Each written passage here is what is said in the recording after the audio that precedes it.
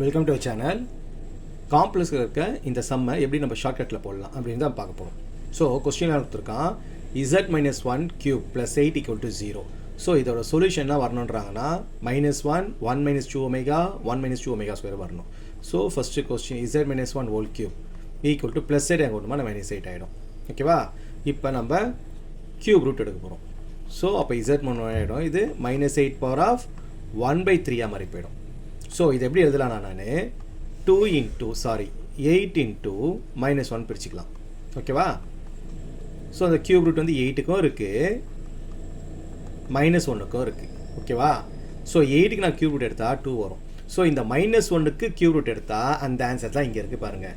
Omega square -omega square -omega -omega சொல்ல புரியுதா? -Omega square -1 -omega. So அதை நான் இங்கே டேரெக்டாக ரீப்ளேஸ் பண்ணிக்கிறோம். அவ்வளோதான்.